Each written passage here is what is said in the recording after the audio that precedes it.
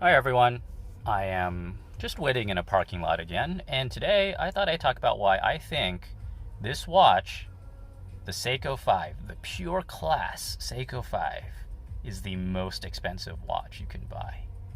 Yes, the most expensive watch you can buy.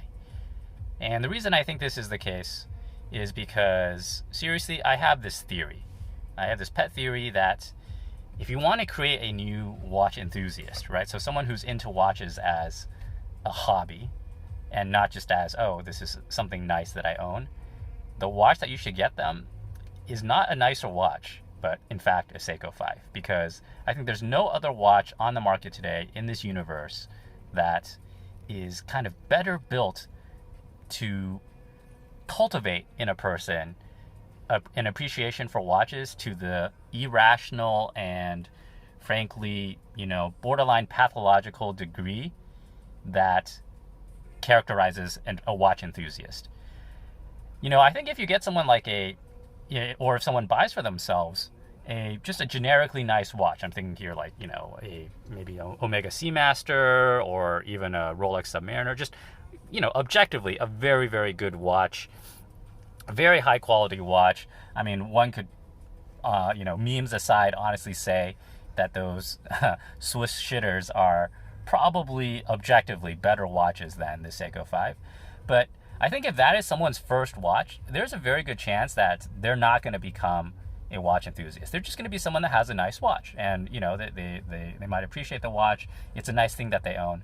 But I don't think a person whose first watch is an Omega Seamaster or a Rolex Sub is in as much peril of becoming a deranged watch enthusiast, and thus, just spending even more money on watches than someone whose first watch is just the Seiko 5.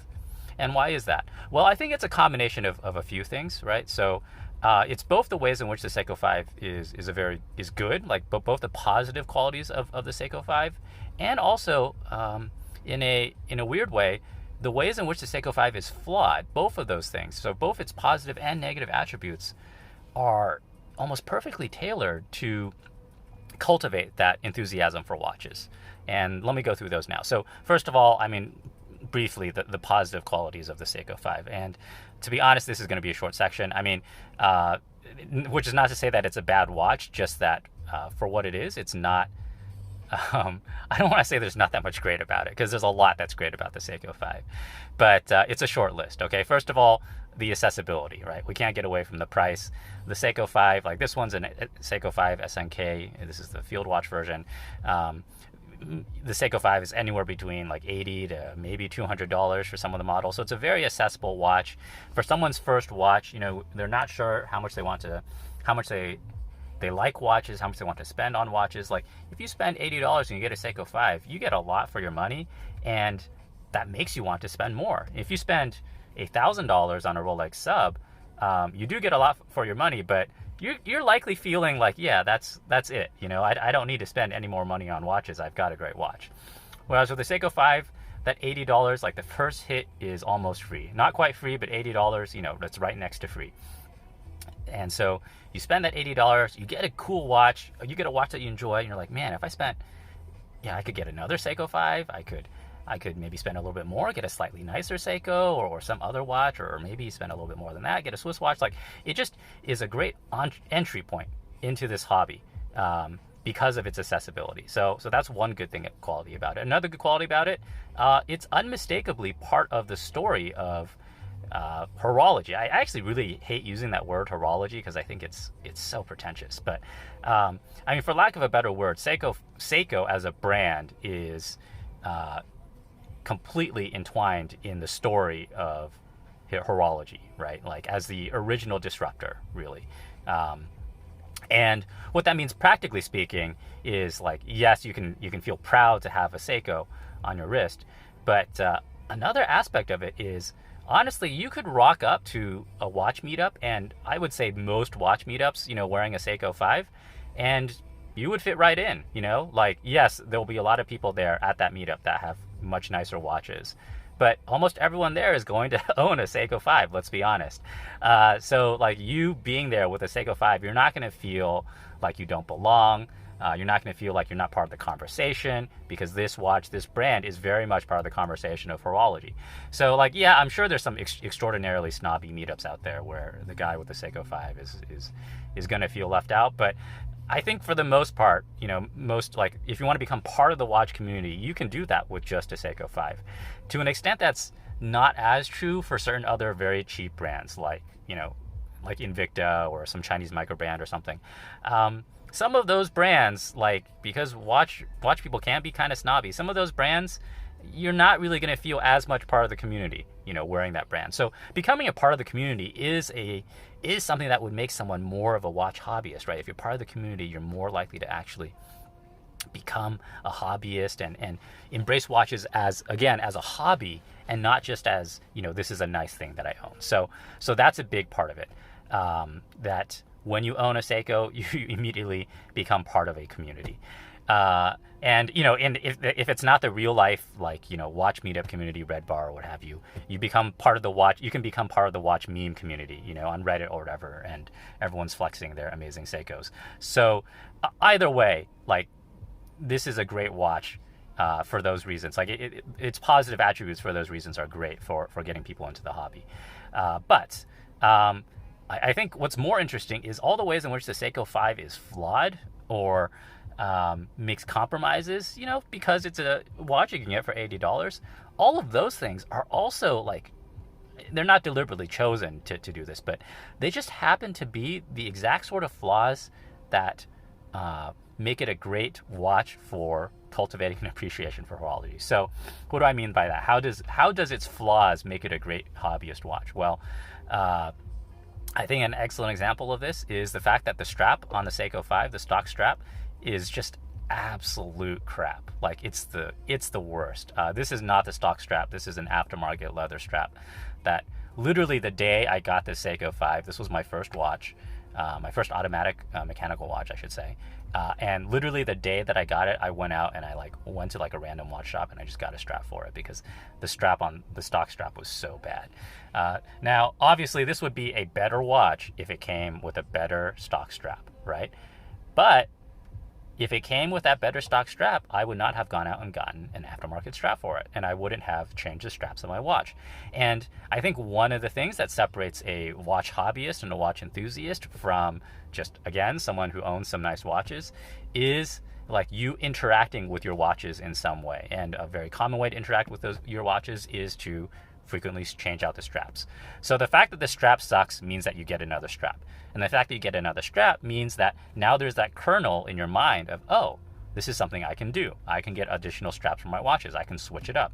Today I can have a NATO strap. Tomorrow I can have a leather strap. Maybe I get a bracelet, a metal bracelet aftermarket for this. So there's all sorts of things that it's the first step down that rabbit hole, right? It gets you down, it gets you on that road where you are interacting with your watch beyond merely putting it on your wrist by changing the strap. And you're very likely to do that just because the strap is so bad. So in a weird way, the fact that the strap is so bad just makes it better as not better as a watch, but better as a bait as watch enthusiast bait, I should say. So better as a way of creating watch enthusiasts. So that's the first one, the strap sucking. All right, so the second one, the movement. The movement actually is pretty good for the price, right? So for $80, the Seiko 5 movement has both a day and a date complication. It's automatic. It's quite reliable and robust. You hear Seiko 5s lasting for decades, which is amazing. I mean, you're probably not going to want to service it because it's so cheap, right? You might as well just replace it at that point. But that's definitely so for the price, you're getting a good movement. But even the compromises they've made to make this movement this price are the right compromises. What I mean by that is, well, this movement does not hack. It does not hand wind. So if it runs out of power, the only way to power it is to just do the Seiko shuffle. You can see the rotor in the back. So you gotta actually, shake the watch to wind it up. And you know what? I think if this is your first mechanical watch, that's cool, because when you're moving that, one of the reasons people like mechanical timepieces over quartz, even though objectively quartz keeps better time, objectively quartz is cheaper in the long run. Honestly, like replacing a battery is cheaper than getting your mechanical watch serviced. I mean, yes, the quartz movement probably die eventually, but quartz movements are cheap. You can replace cheap quartz movements. So yes, mechanical watches quote unquote last forever, but they need to be serviced. They're just not as accurate as quartz over time, or even just when they're fresh. So they're inferior on most objective measures. The only reason people like mechanical movements is the irrational emotional connection that we have with kind of this idea of a watch that is powered entirely by kinetic energy, by the movement of our wrist. So the notion that this really sophisticated, complex, intricate mechanical gadget can be entirely powered by the motion of our wrists is an important part of establishing that emotional connection to that watch. And that's what happens when you're shaking a Seiko 5, right? There's a kinetic connection between you and the watch, you and the power of that watch. And so when you're doing that, as opposed to, yes, like winding the watch kind of has that effect if it's a watch that's hand wind, but I don't think it has nearly the same effect as just literally picking up the watch and shaking it. Is you are establishing a personal connection to that watch and a personal connection to the movement. The fact that this has a see-through sapphire back is important here too, because like you can see it happen as you're doing it. So for a first-time mechanical watch owner, like that's cool. Like your Rolex Submariner doesn't have a I mean, number one, you would probably just wind the Rolex Submariner, but number two, it doesn't have a sapphire case back because, I mean, this is not a very pretty movement. The Rolex Submariner movement is a very good movement. It's not a very decorated movement. So there's really no point to seeing it if you know what's going on inside. But for a first-time watch owner, first-time mechanical watch owner, you don't know what's going on inside. So seeing that happen, seeing the rotor move back and forth, and actually the rotor, because this is built like, yeah, it's built cheaply, let's be honest. You can feel the rotor moving back and forth. You can feel the rotor rotating, like the weight, the center of gravity of this watch is moving back and forth as you shake it.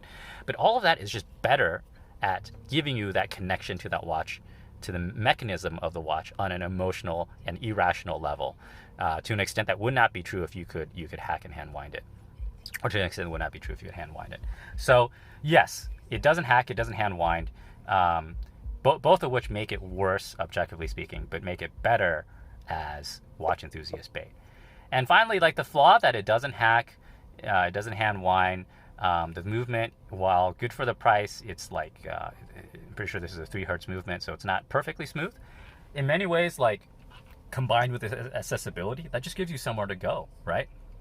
The first hit is always free. If my first watch was perfect, like if my first watch wasn't this, if my first watch was a modern Omega Seamaster, I don't know if I would buy a second watch because I would be very happy with the watch that I have. Whereas this, I mean, I was happy with it and I really enjoyed wearing it, and I really, enjoyed just seeing the seconds hand sweep across the dial. Like it was my first mechanical watch. I thought that was so cool. I love the style of it. So I liked owning it and I didn't regret the purchase at all. But at the same time, I wanted more, right? And so, I mean, for me personally, within like a couple months of buying this, I had spent thousands of dollars on watches. Like I got into the hobby in a very big way. So for me, this was definitely the most expensive watch that I could buy. If I had bought, I'm pretty sure if I had just gotten like an Omega Seamaster again, I come back to that because you can get one of those for like $4,000, and it's an extremely high quality watch. If I had gotten one of those, I don't know if I would have spent any more money on watches. I've been like, yeah, I spent a lot of money on a watch. It's very, very good. It does basically everything I want. What do I need more of? But when I have this, it's like, yeah, this is a cool watch. I don't regret buying it, but wouldn't it be cool to get a watch that hacks? Wouldn't it be cool to get a watch that has a dive bezel? Wouldn't it be cool to get a chronograph? There's just like so much more you can, you're left wanting in a good way. It leaves you wanting more, in a way that doesn't feel like you got cheated or shortchanged because it was so accessible, because it is already such a charming watch to own. So in the end, I think that's what makes it. I think the flaws of the Seiko 5, or the shortcomings of the Seiko 5, the ways in which it's made compromises to be accessible, are all flaws that only cultivate in the owner a greater appreciation for watches and a greater desire to own more watches. And that, my friends, is why the Pure Class Seiko 5 is the most expensive watch you can buy.